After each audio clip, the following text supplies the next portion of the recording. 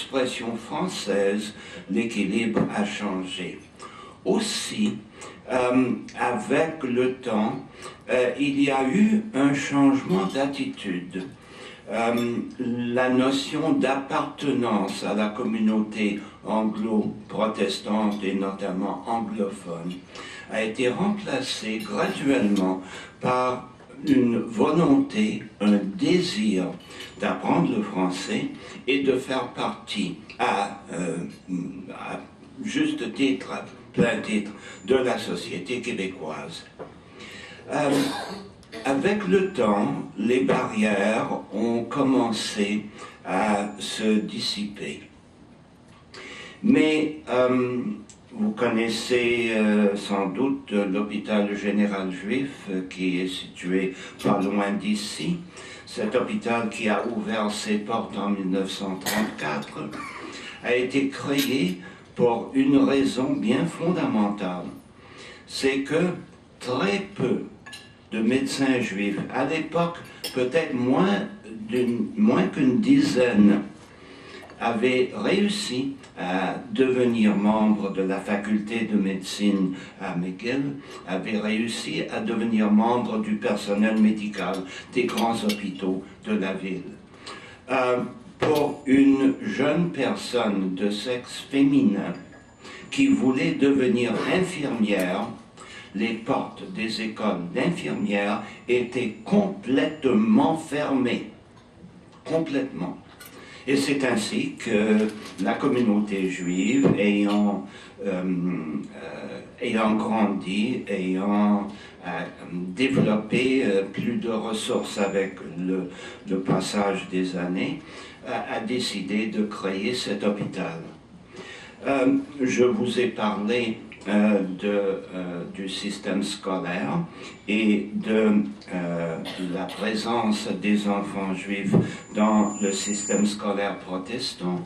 Pourtant, les familles juives qui payaient leurs taxes scolaires au système protestant n'avaient pas le droit de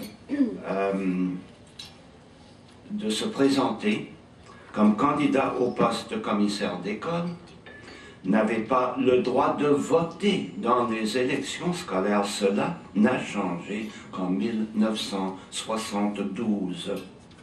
Alors, la volonté d'intégration s'est heurtée à certaines difficultés. Aujourd'hui, la situation est bien différente. Aujourd'hui, la communauté juive brille, j'ose utiliser ce verbe, par sa capacité de fonctionner, de vivre en français. Je prends un exemple qui est loin d'être le seul que je pourrais vous offrir. Il y a quelques semaines, nous avons reçu ici le président de la Fédération du travail du Québec, M. Michel Arsenault, et nous avons engagé un dialogue avec lui. Les membres de l'assistance étaient en très forte majorité de langue maternelle anglaise. Toutes les questions, sans exception, ont été posées en français. Alors, voilà une volonté de faire partie intégrante de la société québécoise. Je dois cependant m'interroger devant vous sur le fait qu'au cours de ce débat auquel j'ai fait allusion, celui sur les accommodements raisonnables, la communauté juive a été perçue comme ne faisant pas partie intégrante de la société québécoise. Il y a diverses raisons, mais j'en cite une en particulier. Je suis assez expérimenté dans la vie publique pour ne pas monter une attaque en règle contre les médias, mais je dois parler des médias dans ce contexte.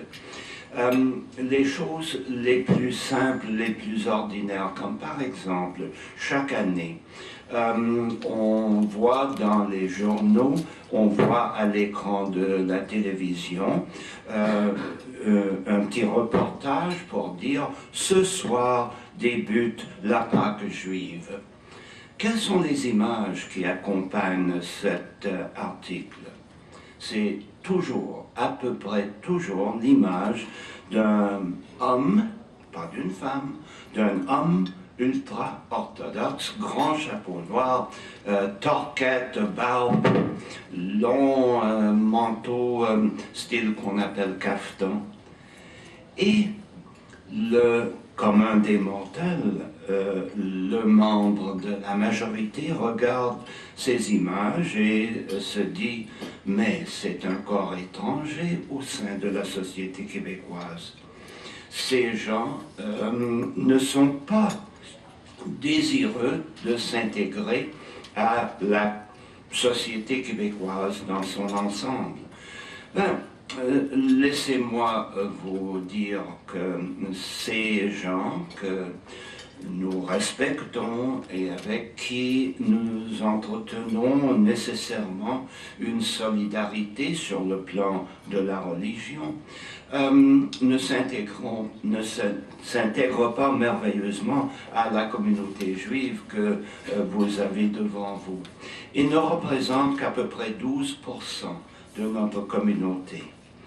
Notre communauté compte aujourd'hui, le chiffre que nous avons du plus récent recensement est autour de 90 000, peut-être jusqu'à 93 000 âmes. C'est une communauté qui, comme le Québec tout entier, subit un vieillissement progressif. Comme le Québec tout entier, notre taux de natalité est faible. Nous accueillons toujours un certain nombre d'immigrants venus de divers points du monde. Au cours des années récentes, 2 pays nous ont envoyé d'importants nombres de recrues, si je peux utiliser ce mot, l'Argentine et la France. Et nous avons beaucoup d'étudiants français, par exemple, qui, en vertu des programmes d'échange d'étudiants, viennent fréquenter nos institutions de haut savoir. Et depuis un certain temps, d'autres barrières sont tombées. C'est en 1911 que le Premier ministre du Canada de l'époque, Sir Wilfrid Laurier, a donné un engagement à cette communauté juive montréalaise que son parti présenterait toujours un candidat de foi juive dans une circonscription montréalaise. Je dois souligner que de 1911 à 1966, c'était un candidat. Lorsque je suis arrivé à l'Assemblée nationale en 1966, c'était la première fois que 2 personnes de foi juive ont siégé à l'Assemblée nationale en même temps. Et voilà qu'aujourd'hui, il y a de part et d'autre une volonté de mieux se connaître et de dialoguer. J'ai parlé vers le début de la religion et de son importance dans la société québécoise. Pendant longtemps, le dialogue interconfessionnel était essentiellement inconnu. Mais depuis essentiellement le début de la Révolution tranquille, ce dialogue, et plus précisément le dialogue judéo-catholique, se poursuit de façon nourrie et de façon très positive. Et feu le cardinal Paul-Émile Léger que j'ai eu l'honneur de connaître personnellement, a été un pionnier, même avant Vatican II, dans la promotion du dialogue entre catholiques et juifs. L'actuel cardinal, l'actuel archevêque de Montréal, Monseigneur Jean-Claude Turcotte, est également un grand appui à ce dialogue.